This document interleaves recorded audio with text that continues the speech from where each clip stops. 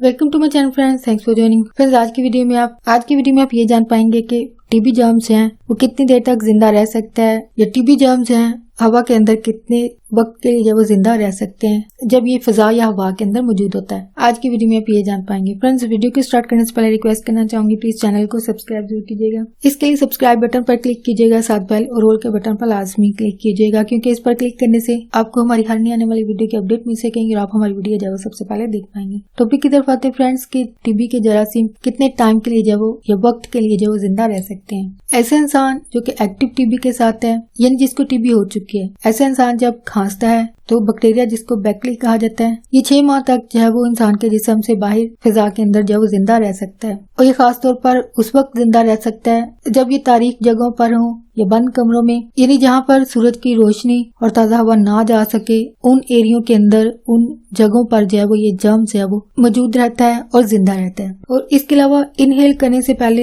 ये कितनी देर जिंदा रहता है। ट्यूबरक्लोसिस का जर्म जब हवा के अंदर मौजूद हो तो ये 6 घंटों तक भी उस जगह पर मौजूद रहता है जहाँ पे उस इंसान ने खांसा हो या बोला हो, और सामने अगर कोई इंसान मौजूद हो, यानी सेम जगह पे अगर कोई इंसान मौजूद हो, तो 6 घंटों के अंदर ही ये जरासीम जो उस इंसान के अंदर चला जाएगा। जो कि जाहिर बात है उस इंसान के इम्यून सिस्टम पर ये चीज डिपेंड होगी। अगर तो स्ट्रॉन्ग होगा तो ये बॉडी के अंदर तो जाएगा लेकिन इनएक्टिव रहेगा, लेकिन अगर स्ट्रॉन्ग नहीं होगा, वो इंसान भी पहले से बीमार होगा, तो चांसेस हैं कि ये अंदर दाखिल होने के बाद फौरन जो है वो एक्टिव हो जाएगा। यानी इसके जिंदा रहने का जो टाइम पीरियड है वो 6 और 6 मंथ है। यानी इनहेल करने का जो टाइम पीरियड है वहाँ पे आप 6 मंथ कह सकते हैं, लेकिन इसके जिंदा रहने का जो टाइम पीरियड होता है 6 मंथ होते हैं। लेकिन ये उन जगहों पर इतनी देर जिंदा रह सकता है जहाँ पे सूरज की कोई रोशनी नहीं है और कोई ताज़ा हवा नहीं है। लेकिन इसको खत्म करने का जो एक तरीका है वो ये है कि सूरज की रोशनी और ताज़ा हवा। सॉरी फ्रेंड्स, क्वेश्चन को थोड़ा सा दोबारा डिटेल से बताना था कि 2 तरह का सवाल है। ये जर्म का जिंदा रहने की बात है। पहला सवाल ये है कि कितने टाइम तक ये जरासीम जो जिंदा रह सकता है। सेकंड जो क्वेश्चन है वो ये है कि हवा के अंदर